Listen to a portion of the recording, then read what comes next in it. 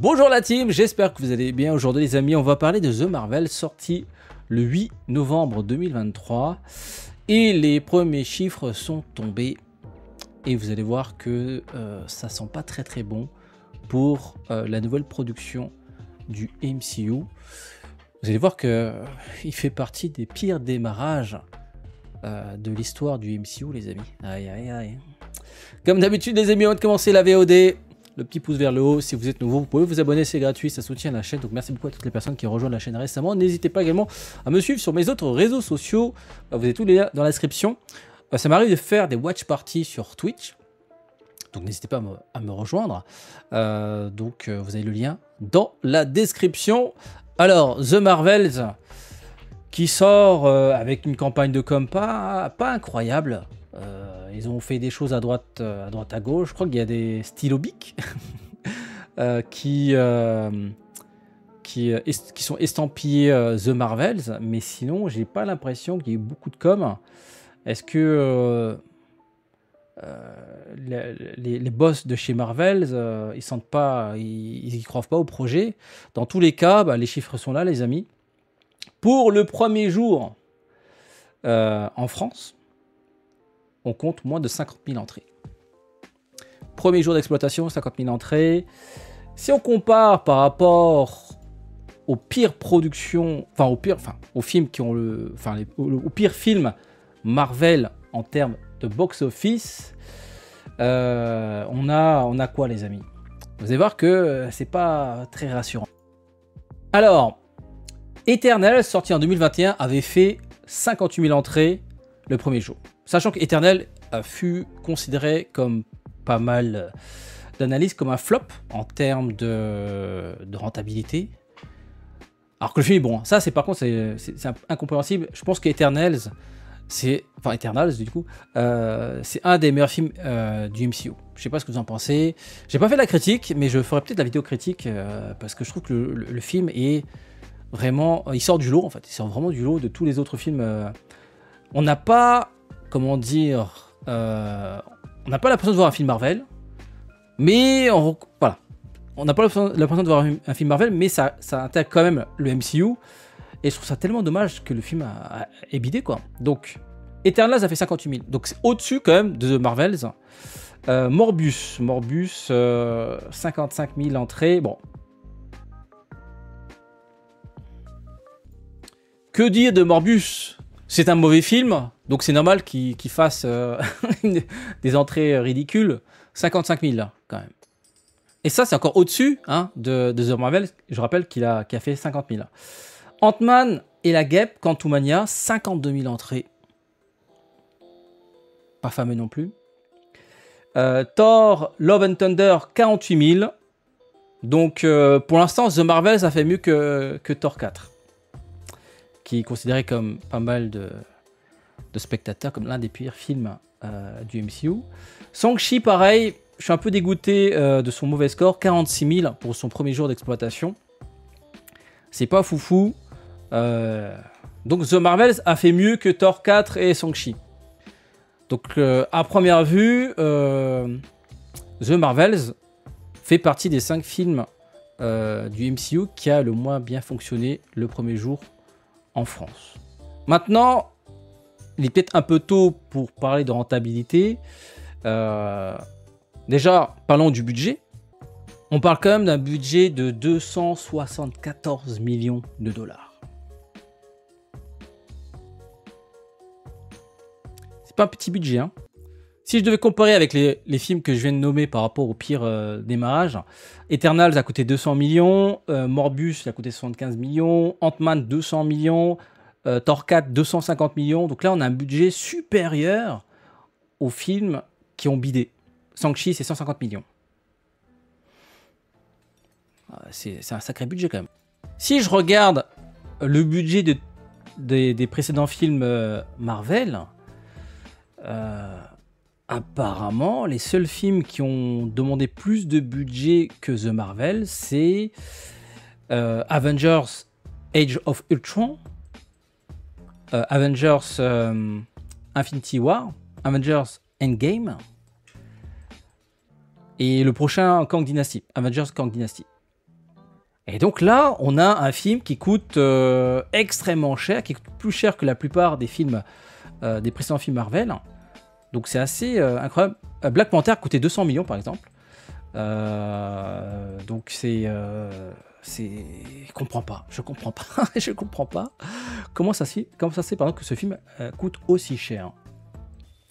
Et donc pour rentabiliser 274 millions de budget, il faut faire à peu près le double parce que en général, il faut ajouter la campagne marketing. Alors je sais pas combien elle serait élevée là. Je pense qu'il faut ajouter facilement 150, à peu près en général la moitié ou un tiers du budget de production. Et ensuite, il ne faut pas oublier que sur les tickets de cinéma, l'exploitant récupère la moitié. Voilà. Donc en fait, en gros, pour 1 euro de chiffre d'affaires récupéré en salle, la moitié revient à l'exploitant. Donc ça revient à couvrir les frais d'exploitation, hein, les salles de cinéma, le personnel. Et l'autre moitié revient donc au producteur. Donc si on prend le budget de production plus on va ajouter la moitié en frais de marketing, on part sur quasiment 400 millions de dollars. 400 millions de dollars pour rentabiliser le tout. Donc au box-office, il faut qu'il fasse le double, donc 800 millions. 800 millions au box-office, qui est énorme, mais si on regarde les résultats des précédents films, notamment Ant-Man qui a réussi à faire quand même 710 millions de chiffre d'affaires sur un budget initial de 180 millions. Donc le film a été, je pense, amorti. Si on prend en compte le premier Captain Marvel, pardon, le premier film Captain Marvel avait quand même généré 1 milliard 128 millions de chiffre d'affaires, sachant que le film Captain Marvel, le premier, a coûté 170 millions, donc il a été largement amorti. C'est peut-être pour ça que le budget a été un peu plus conséquent pour le second film. Donc on peut s'attendre à ce qu'il fasse les 800 millions pour atteindre, on va dire, le seuil de rentabilité. Si on regarde les précédents films du MCU sortis récemment, sans prendre en compte Spider-Man, hein, si on prend Eternal, ça a été un flop, hein, 200 millions de chiffre d'affaires et ça a rapporté 400 millions. Si on prend Doctor Strange, 200 millions, qui a fait 952 millions au box-office, donc amorti. Thor, il a été plus ou moins amorti, mais sans être hyper rentable, avec 800 millions de chiffre d'affaires. Black Panther n'a fait que 715 millions. Surprenant, sur un budget de 200 millions, je pense que Black Panther n'a pas été rentable. Alors que le premier Black Panther, enfin je parle de Black Panther Wakanda Forever, le premier avait cartonné 1,4 milliard de chiffre d'affaires, ce qui était assez énorme pour un budget de 200 millions. Et Ant-Man, donc comme j'ai dit, 700 millions. En fait, si tu regardes bien les 4 derniers films, on tourne autour d'un chiffre d'affaires environ 800 millions. Voilà. Il n'y a que Doctor Strange qui avait bien fonctionné, qui arrive à 950, mais sinon les autres étaient à 800 millions et en dessous de 800 millions. Donc le film peut être rentabilisé, mais il ne sera pas forcément hyper rentable. Donc ils peuvent retrouver leur investissement initial. Donc c'est pas mal, mais bon, on est quand même très très loin de l'ère, la Gold Era, hein, la Gold Era, l'ère où l'argent coulait à flot, chaque film cartonnait, chaque film était hyper rentable, non seulement rentabilisé, mais en plus derrière, ça générait du cash pour investir ailleurs. C'est peut-être que les gens en ont marre. Les gens ont été déçus aussi sur les précédents films. Doctor Strange in the Multiverse of Madness a été bien reçu, mais Thor 4, Black Panther, Wakanda Forever et Quantumania, les critiques n'étaient pas franchement très positifs. Donc voilà. Après, il y a aussi l'aspect lassitude qui joue, hein, c'est-à-dire qu'on a toujours la même formule. Et puis bon, il y a aussi les affaires par rapport à Kang, enfin l'acteur qui joue Kang, qui peut aussi jouer. Il y a aussi les séries, le fait qu'il y ait eu trop de séries, les gens sont perdus et peut-être qu'il y a une petite overdose des films Marvel, sachant que c'est toujours la même formule qu'ils nous proposent. C'est un peu dommage que les seuls Marvel qui sortent un peu du lot, qui ont essayé de faire autre chose que du Marvel pur et dur, c'est-à-dire Shang-Chi et Eternals, bah, ils ont un peu bidé en fait. Shang-Chi, 150 millions, il a ramené 400 millions. Bon, il a été rentable. Il a été rentabilisé et rentable, mais pas de foufou, tu vois. Et Eternals, flop. Gros flop, c'est un peu dommage. Donc voilà les amis, dites-moi ce que vous en pensez. Voilà. De The Marvel, est-ce que vous l'avez vu ou pas? Moi personnellement, j'irai pas le voir. C'est bon, j'ai donné. Je trouve qu'actuellement les séries sont plus intéressantes. Les séries Marvel sont beaucoup plus intéressantes, notamment Loki. J'attends le dernier épisode pour faire une critique de la saison 2.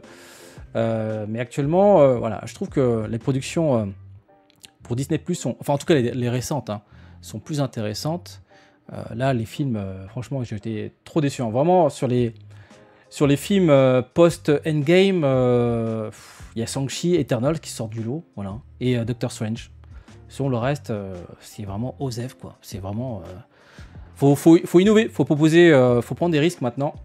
Donc voilà, dites-moi ce que vous en pensez. Sur ce, passez une très bonne journée. Le petit pouce bleu vers le haut. N'hésitez pas à vous abonner également, c'est gratuit. N'hésitez pas à me suivre également sur mes autres réseaux sociaux. Vous avez tous les liens dans la description. Sur ce, à très bientôt pour d'autres vidéos.